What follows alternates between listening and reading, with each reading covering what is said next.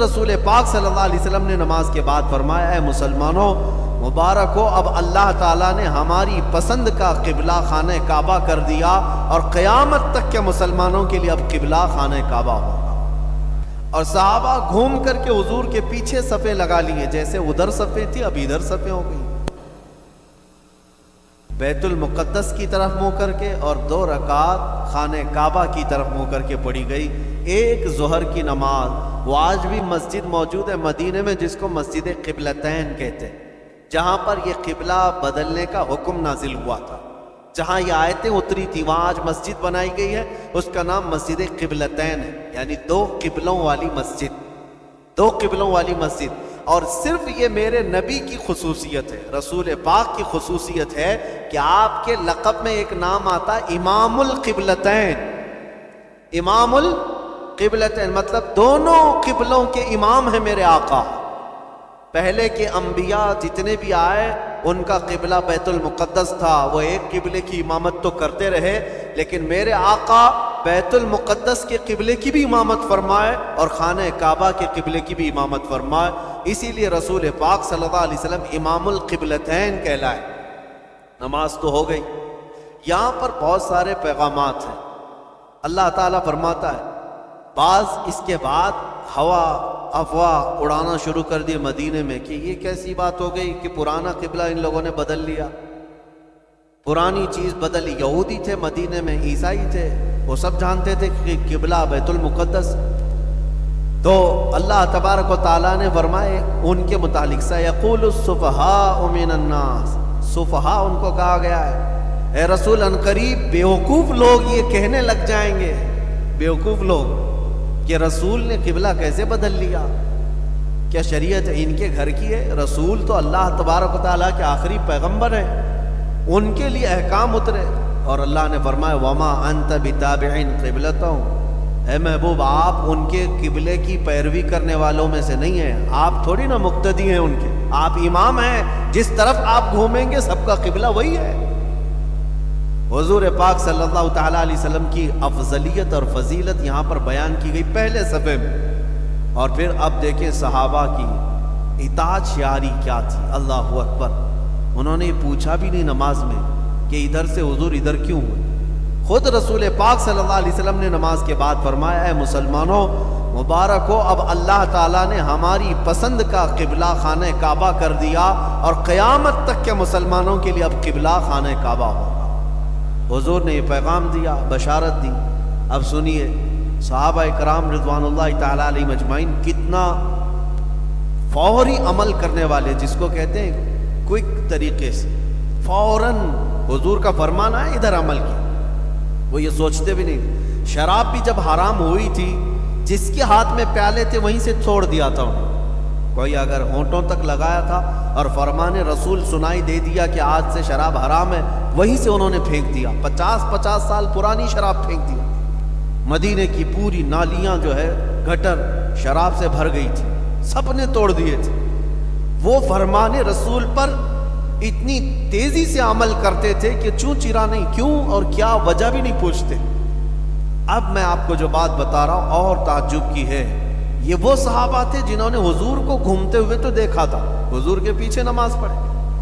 اب ان کی ظہر تو ہو گئی، واپس جا رہے تھے مدینہ طیبہ کی طرف، بیچ راستے میں کچھ صحابہ اور بھی کہیں جماعت سے نماز پڑھ رہے تھے، تو حضور کے پیچھے پڑے ہوئے جو صحابہ تھے وہ گزر رہے تھے، انہوں نے دیکھا کہ ایک جماعت یہاں نماز پڑھ رہی ہے اور ان کا قبلہ بیت المقدس کی طرف ہے، ان کو تو پتہ نہیں ہے، لیکن ان کو پتہ ہے کہ رسول اللہ کے پیچھے یہ نماز پڑھ کر کیا ہے۔ تو گزرتے گزرتے نماز کی حالت میں وہ جو صحابہ تھے، پیچھے سے ایک صحابی نے پکار کر کہا، اے مسلمانوں، اللہ کے رسول کی مرضی کے لیے اللہ نے قبلہ بدل دیا، اب بیت المقدس نہیں خانہ کعبہ قبلہ ہے۔ پیچھے سے آواز دے رہے ایک صحابی اور سارے صحابہ گھوم کر خانہ کعبہ کی طرف ہو گئے۔ کیوں؟ ان کے کانوں میں بات یہ پڑی کہ رسول اللہ نے فرمایا۔ آج میں آپ کو بتاؤں، امام اگر نماز پڑھا رہا ہے، مسئلہ سن لیجیے آپ، اگر نماز پڑھا رہے، آپ نماز میں نہیں ہیں، باہر کھڑے تھے، کچھ غلطی نظر بھی آ گئی امام کی اور آپ نے پیچھے سے لقمہ دیا کھڑے ہو کر اور امام نے لقمہ لے لیا تو پوروں کی نماز گئی، کیونکہ خارج نماز اگر کوئی ہے، نماز میں نہیں تھا، باہر کھڑا ہوا تھا اور کھڑے ہو کر کے اس نے لقمہ دے دیا، اس کا لقمہ اگر امام نے لے لیا تو امام کی بھی نماز گئی اور سب کی بھی نماز گئی۔ ہاں، نماز کے اندر جو موجود ہے وہ اگر لقمہ دیتا ہے تو امام اگر اس کا لقمہ لیا تو نماز صحیح ہے، درست ہے۔ خارج نماز اگر کوئی کہہ رہا ہے، یعنی جیسے میں کھڑا تھا اور سجدے کے بعد دوسری رکعت کے لیے کھڑا ہونا تھا لیکن ہم بیٹھ گئے، یاد نہیں تھا، بیٹھ رہے تھے، لیکن باہر کھڑا ہوا کوئی آدمی برابر واچ کر رہا ہوگا، دیکھ رہا ہوگا، اس نے چلا کر کہا اللہ اکبر، وہ نماز میں نہیں تھا، امام کو یاد آیا اور کھڑا ہو گیا دوسرے کی تکبیر سن کر، تو یہ باہر والے کی تکبیر کا لقمہ لے کر اگر امام کھڑا ہوا تو اس کی نماز باطل ختم ہو، اور جو پیچھے تھے بیچارے ان کی بھی نماز گئی، امام کی گئی تو سب مقتدیوں کی گئی۔ یہ مسئلہ میں اس لیے بتا رہا ہوں کہ یہ ہمارا اور آپ کا معاملہ ہے، لیکن مدینے میں وہ صحابہ جو خانہ کعبہ کی بجائے بیت المقدس کی طرف منہ کر کے پڑھ رہے تھے، لیکن پیچھے سے کھڑے ہو کر کے ایک صحابی نے جو نماز میں نہیں تھے، انہوں نے پکار کر کہا ہے مسلمانوں قبلہ بدل گیا ہے، بیت المقدس نہیں خانہ کعبہ ہے۔ نماز کی حالت میں غیر نمازی جو خارج نماز، اس کا لقمہ یہ صحابہ نے لیا اور نماز کی حالت میں پھر گئے، لیکن کسی کی نماز خراب نہیں ہوئی، کسی کی نماز نہیں ٹوٹی۔ کیوں؟ اس لیے کہ وہ صحابہ فرمان رسول پر عمل کر رہے تھے۔ جب رسول پاک کی اطاعت میں ہے تو وہ عبادت میں ہے۔ یہاں تک کہ ایک آیت ہے 9ویں پارے میں، آپ جب تلاوت ہوگی تو بتاتا ہوں، حضور پاک صلی اللہ تعالیٰ علیہ وسلم ایک صحابی کا نام لے کر پکار رہے تھے، فلاں بن فلاں کہاں ہے؟ وہ نماز میں تھے، وہ نماز میں تھے۔ حضور نے 2 مرتبہ پکارا تو وہ نماز اپنی کمپلیٹ کر کے پھر آئے حضور کے پاس۔ مسئلہ سنیے آپ، جب وہ آئے تو حضور پاک صلی اللہ علیہ وسلم نے پوچھا میں نے تمہیں پکارا، آواز دی، تم کہاں تھے؟ تو انہوں نے کہا یا رسول اللہ نماز پڑھ رہا تھا۔ کہا تمہیں اللہ کا فرمان یاد نہیں؟ یا ایھا الذین آمنوا استجیبوا للہ وللرسول اذا دعاکم، اے ایمان والو جب اللہ اور اس کے رسول بلائیں فوراً حاضر ہو جاؤ۔ صحابی نے پوچھا یا رسول اللہ نماز کی حالت میں بھی، یعنی نماز پڑھ رہا ہوں اس وقت بھی اگر آپ بلائیں تب بھی؟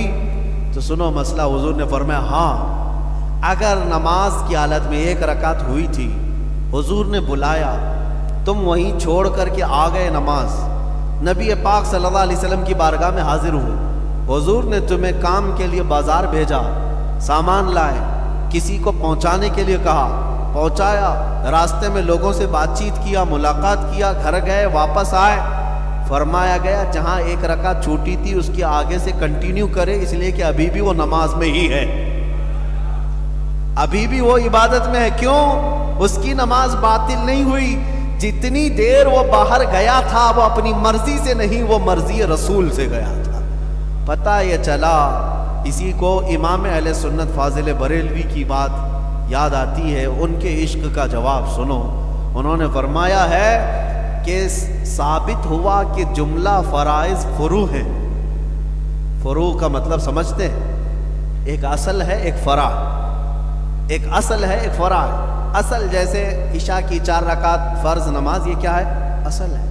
اس کے علاوہ جو وتر کو چھوڑ دیں، نفل جو چیزیں، ان کو فرع کہیں۔ ایک اصل ہے، ایک فرع ہے۔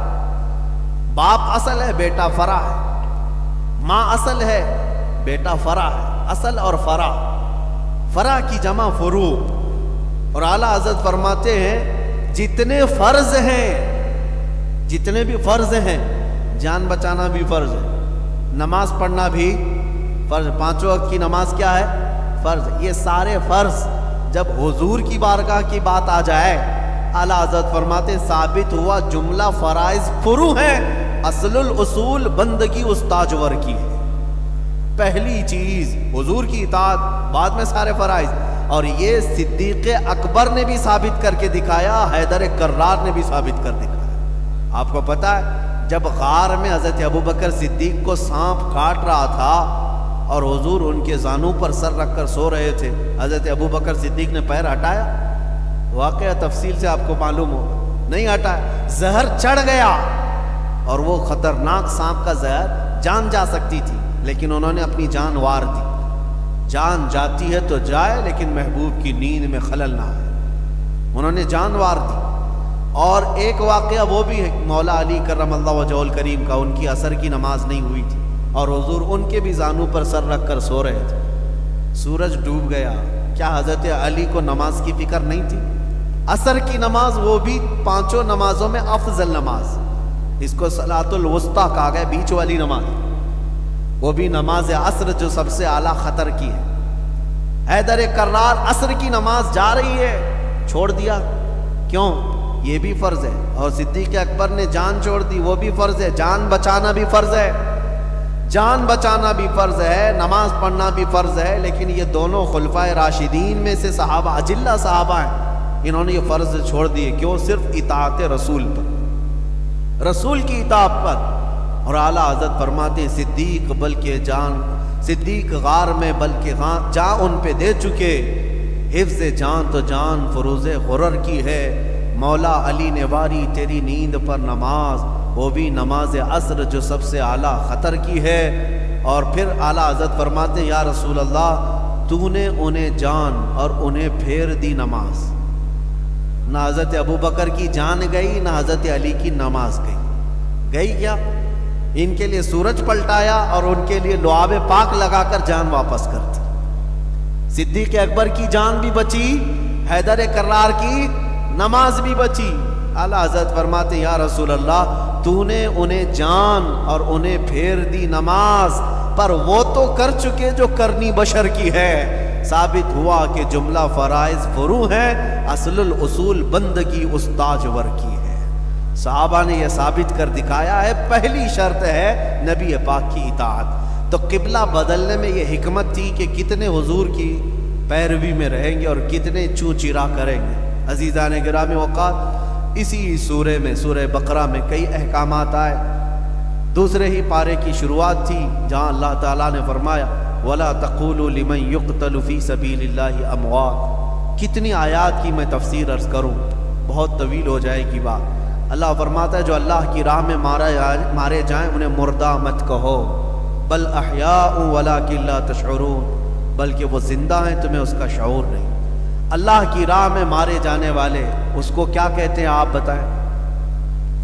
کوئی ورڈ ہے؟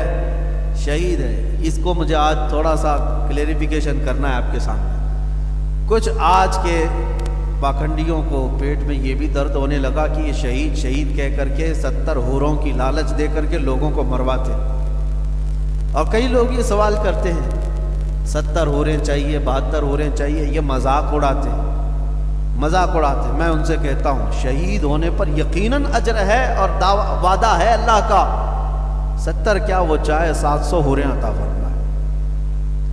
ان کو تکلیف اس بات کی ہے کہ جو شہید ہوتا ہے اسلام میں اس کی اتنی فضیلت بیان کی جاتی ہے، اور یہ مرتے ہیں تو حوریں حاصل کرنے کے لیے مرتے ہیں، حوریں حاصل کرنے کے لیے مرتے ہیں۔ پہلی بات تو یہ ہے حوریں حاصل کرنے کے لیے نہیں، اللہ کی رضا کے لیے جو شہید ہوتا ہے اسی کو حوریں ملتی، اور جو حوروں کے لیے مرتا ہے اس کو شہادت نہیں کہتے۔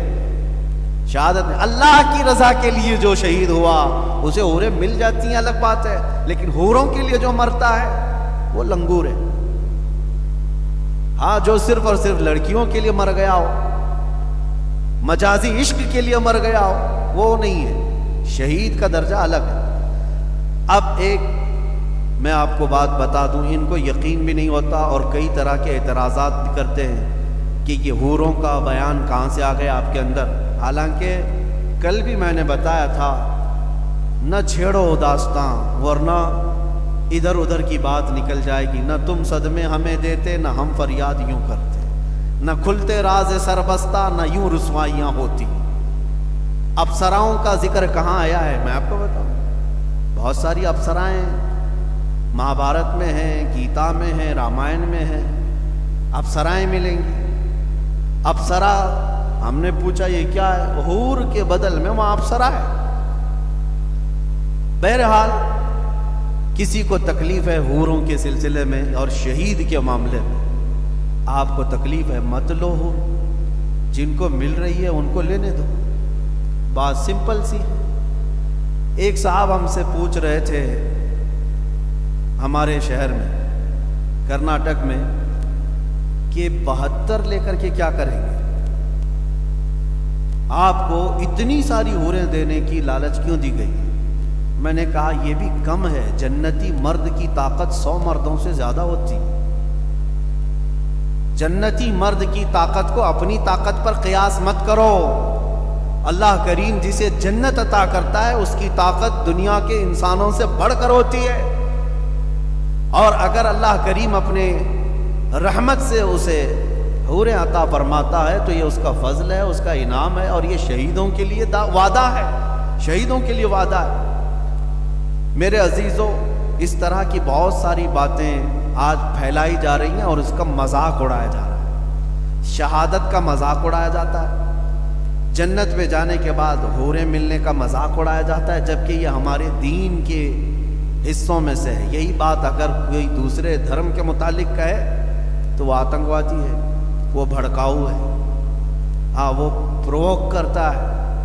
باقی ہمارے دین پر جتنے اعتراضات کرتے رہے، وہ بھی ٹی وی میں بیٹھ کر کے ڈیبیٹ کرتے ہوئے علل اعلان بنیاد اسلام، شاعر اسلام پر حملے ہوتے رہتے ہیں۔ بہرحال کسی کے آتنکوادی کہنے یا ٹیررسٹ کہنے یا کسی کے سچا کہنے کی ہمیں سرٹیفکیٹ کی ضرورت نہیں۔ ہمارا ضمیر پاک ہے، ہم اللہ کے لیے جیتے ہیں اور اللہ کے لیے مریں گے انشاءاللہ۔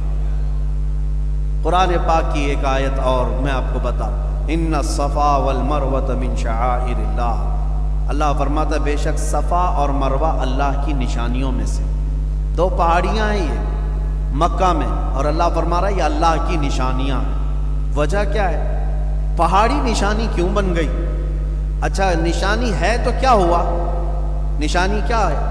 قرآن میں دوسری جگہ اللہ فرماتا ہے وَمَن يُعَظِّمْ شَعَائِرَ اللَّهِ فَإِنَّهَا مِن تَقْوَى الْقُلُوبِ، جو اللہ کی نشانیوں کی تعظیم کرتا ہے اللہ اسے دل کا تقوی عطا کرتا ہے، اور بڑا اجر ہے اس کے لیے جو نشانیوں کی تعظیم کرتا ہے۔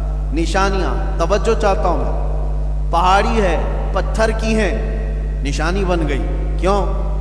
اس لیے کہ اللہ کے نبی کی ماں سیدہ ہاجرہ یہ دو پہاڑیوں کے بیچ میں دوڑ لگائی تھی، کس کے لیے؟ اپنے بیٹے اسماعیل علیہ السلام کی پیاس بجھانے کے لیے۔ واقعہ معلوم ہے؟ ان کے بیٹے اسماعیل علیہ السلام 6 ماہ کے تھے، چھوٹے تھے، خانہ کعبہ کے قریب صحن میں ان کو لٹایا، اور پیاس کی شدت تھی تو پانی تلاش کرنے کے لیے ماں ہاجرہ کبھی صفا پہاڑی پر جاتی اور کبھی وہاں سے دوڑتی ہوئی مروہ پہ جاتی، تقریباً دونوں کے بیچ میں آدھا کلومیٹر کا فاصلہ ہوگا، اور پھر وہاں اوپر چڑھ کر کے دیکھتی کہیں پانی دکھ رہا ہے، پھر وہاں نہیں دکھتا تو ادھر آتی، ادھر نہیں دکھتا تو ادھر جاتی۔ 7 چکر انہوں نے لگائے، صفا مروہ کے 7 چکر لگائے۔ جب وہ مروہ پر پہنچی 7ویں مرتبہ تھک گئی تھی، وہاں سے اپنے بیٹے کو دیکھنے لگی تو ان کی ایڑیوں کے نیچے سے پانی نکل رہا تھا، جس کو زمزم کہا گیا، آج پوری دنیا پیتی۔ وہ بھی حضرت ہاجرہ کی زبان سے نکلے ہوئے الفاظ تھے۔ وہ دوڑتی ہوئی آئی اور پانی کو بند باندھ کر کے روک دیا، مٹی گارے اور تھوڑا سے پتھر لگا کر۔ ان کی زبان عبرانی تھی، ہیبرو زبان، اس میں زم زم کا مطلب ہے ٹھہر جا ٹھہر جا۔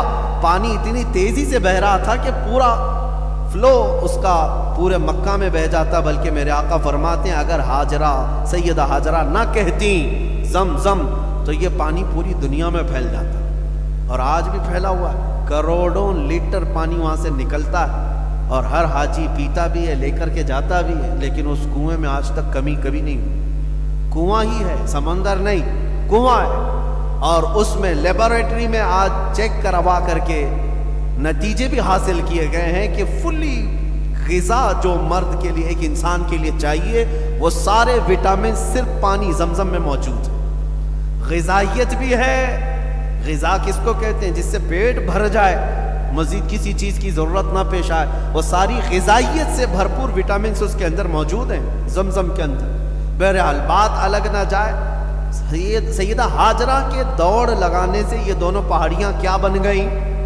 نشانی، اللہ کی نشانی۔ اور حکم کیا؟ اللہ کی نشانیوں کی تعظیم کرنا چاہیے۔ اب سوچو میرے عزیزوں، اللہ کے نبی نہیں دوڑ لگائے، اللہ کے نبی کی ماں، عورت تو نبی نہیں ہے، عورت نبی نہیں ولی ہو سکتی، وہ ایک نبی کی بیوی تھی اور ایک نبی کی ماں تھی، اتنی بات تو ہے۔ سیدہ ہاجرہ حضرت ابراہیم علیہ السلام کی بیوی ہیں، حضرت اسماعیل علیہ السلام کی ماں ہے، لیکن وہ نبی ہیں کیا؟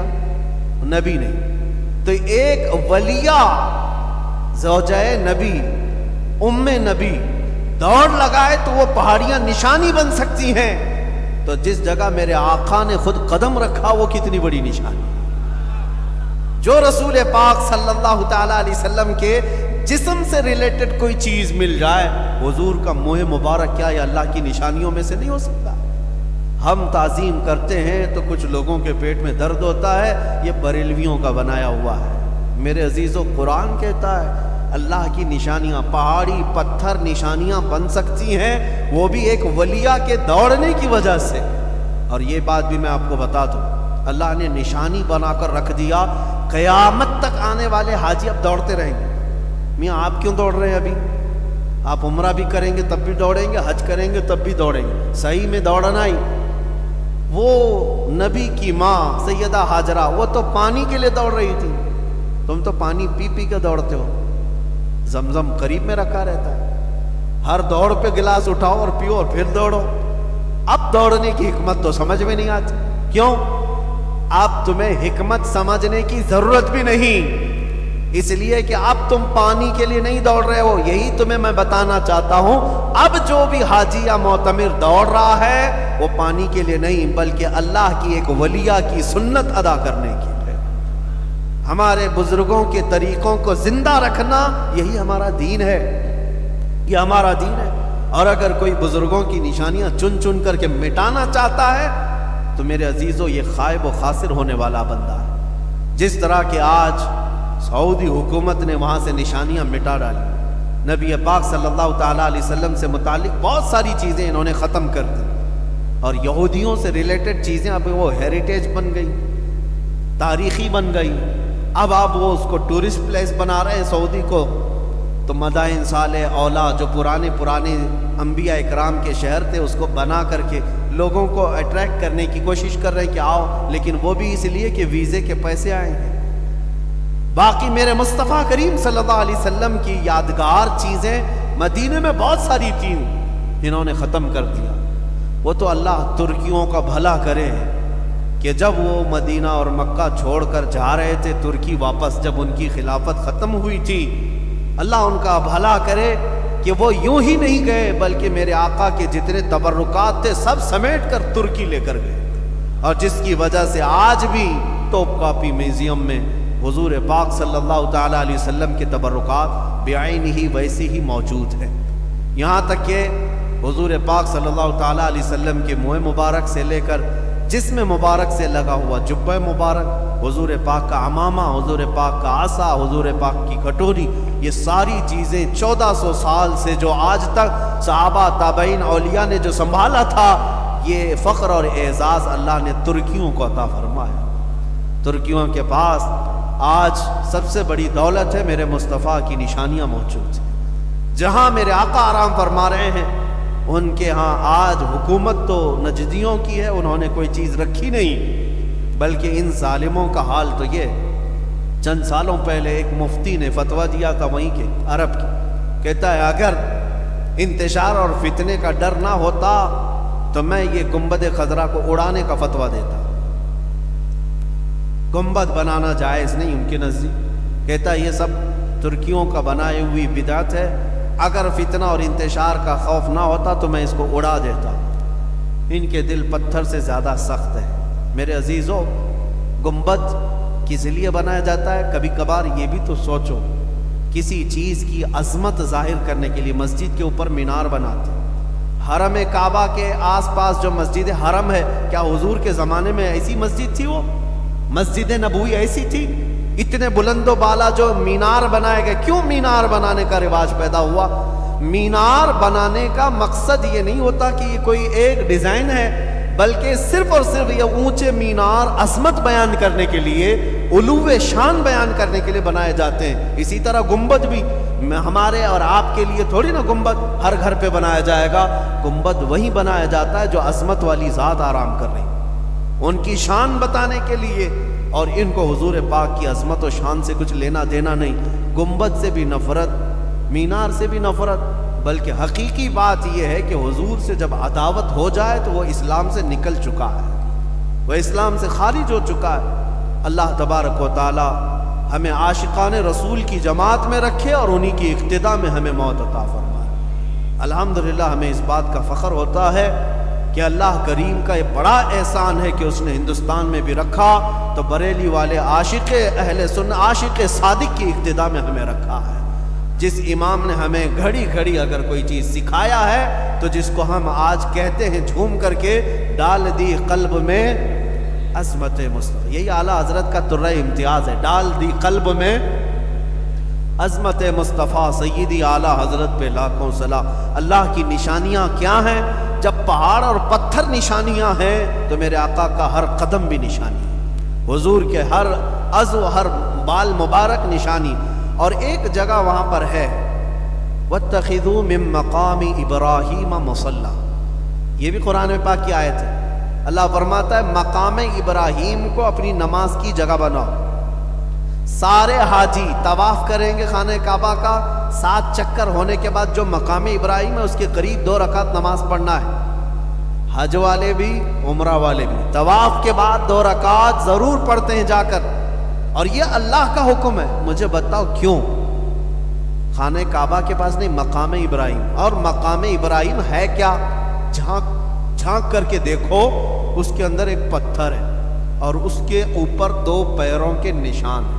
وہ کس کے؟ حضرت ابراہیم علیہ السلام۔ اس پتھر کی تاریخ میں بتایا گیا کہ اس پر کھڑے ہو کر کے آپ نے خانہ کعبہ بنایا تھا، ابراہیم علیہ السلام۔ وہ پتھر ویسی ہی آج ہزاروں سال سے محفوظ ہے۔ کیا اتنی بات ہے؟ کیا اتنی بات کہ اس پر کھڑے ہو کر کے کعبہ بنایا تو وہ پتھر اتنا افضل کہ وہاں 2 رکعت پڑھنے کا حکم خود اللہ فرما رہا ہے۔ یہ ظالم ہمیں کہتے ہیں قبر پجوا، یہ قبروں کو پوجتے ہیں، شرک کرتے ہیں، نعوذ باللہ۔ میں ان سے پوچھتا ہوں مقام ابراہیم کے پاس ہے کیا وہاں پر جو سجدہ کرنے کا حکم دیا گیا؟ ہم تو قبروں کے سجدے کرنے کے قائل نہیں، ہرگز نہیں۔ میں ذمہ داری کے ساتھ کہتا ہوں کسی بھی قبر کے پاس، اولیاء اکرام کی ہوں، انبیاء اکرام کی ہوں، قبر کو سجدہ کرنا ہرگز جائز نہیں ہے۔ اللہ کے علاوہ کسی کے لیے سجدہ نہیں ہے، یہاں تک کہ خود رسول اللہ کے لیے سجدہ جائز نہیں۔ یہ ہماری شریعت ہے، ہم کھل کر کے بیان کرتے ہیں اس چیز۔ اگر کوئی جاہل جا کر کے کہیں کی سال ٹیک دیتا ہے تو ہم اس کو ذمہ داری نہیں کہتے۔ جہالت میں بہت سارے لوگ شراب پی رہے ہیں، اس کا مطلب یہ نہیں کہ اسلام میں شراب جائز ہو گئی، ان کے عمل دلیل نہیں ہے۔ اب میں آپ کو بتا رہا ہوں مقام ابراہیم کے پاس 2 رکعت نماز کیوں؟ مفسرین فرماتے ہیں یہ پتھر صرف اتنا ہی نہیں کہ اس پر کھڑے ہو کر کے کعبہ بنایا گیا، بلکہ اس پتھر کی ایک تاریخ اور بھی ہے، وہ یہ ہے ہو کر کے ابراہیم علیہ السلام نے ایک دعا کی تھی، وہ دعا بھی ہے قرآن میں، ربنا وبعث فیہم رسولا منہم یتلو علیہم آیاتی وَيُعَلِّمُهُمُ الْكِتَابَ وَالْحِكْمَةَ وَيُزَكِّيهِمْ۔ اے ہمارے رب، یہ کس کی دعا ہے؟ حضرت ابراہیم علیہ السلام۔ توجہ چاہتا ہوں، اس پتھر پر کھڑے ہو کر کے دعا کیا، اے ہمارے رب۔ کعبہ جب مکمل ہو گیا تب انہوں نے دعا کی تھی، اے ہمارے رب ہماری اولاد میں سے ایک ایسا رسول پیدا فرما، ایک ایسا رسول پیدا فرما جو تیری آیتیں تلاوت کرتا ہو، لوگوں کو علم دیتا ہو، حکمت دیتا اور ان کے دلوں کو پاک کرتا ہو۔ ایک رسول پیدا کر، اس کی دعا کون کیا؟ حضرت ابراہیم۔ ان کی دعا قبول ہوئی، 1000 سال، 2000 سال، 3000 سال کے بعد انہی کی اولاد میں مکہ مکرمہ میں محمد الرسول اللہ پیدا ہو، اور یہی وہ رسول ہیں جن کو مانگا گیا تھا اس پتھر پر کھڑے ہو کر، یہی وہ رسول۔ مکہ کی پوری تاریخ میں کوئی رسول نہیں پیدا ہوئے سوائے میرے مصطفیٰ کے۔ شبہ ہونے کا چانس ہی نہیں ہے کہ حضرت ابراہیم کی دعا سے جو نبی پیدا ہوئے وہ اور تھے جو مکہ میں پہلے پیدا ہوئے، نہیں، مکہ میں ایک ہی نبی پیدا ہوئے، وہ میرے آقا محمد رسول اللہ صلی اللہ علیہ وسلم۔ اب رسول اللہ نے خود فرما بھی دیا، انا دعوت ابی ابراہیم و بشارت عیسیٰ۔ اے لوگو تم مجھے دیکھ رہے ہو، ہمارے باپ ابراہیم علیہ السلام نے جو دعا کی تھی وہ دعا میں ہی ہوں، اور میں عیسیٰ علیہ السلام نے جو بشارت دی تھی وہ بشارت میں ہی ہوں. یہ حضور نے فرمایا. اب سنو، اب سنیے. حضور کو اس پتھر پر مانگا گیا تھا. مفسر شہیر حکیم الامت علامہ احمد یار خان رحمۃ اللہ علیہ فرماتے ہیں اس پتھر کی عظمت اس لیے ہے کہ اس پتھر پر کھڑے ہو کر کے ابراہیم علیہ السلام نے سید الانبیاء کو مانگا تھا، ہمارے رسول کو مانگا تھا، اس لیے وہ عظمت والا پتھر ہے. وہاں پر 2 رکعت پڑھو. میں نے اس وقت یہ سوچا حضور کو جہاں سے مانگا گیا وہ پتھر اتنی عظمت والا ہو گیا، جہاں خود بنفس نفیس جسم کے ساتھ میرے آقا جن جالیوں میں آرام کر رہے ہیں وہ جالیاں کتنی عظمت والی ہوں گی، وہ کتنی عظمت والی ہوں گی. اسی لیے فرمایا گیا حضور کا جسم اقدس جس قبر سے لگا ہوا ہے وہ جگہ عرش اعظم سے بھی افضل ہے، عرش اعظم سے بھی افضل ہے.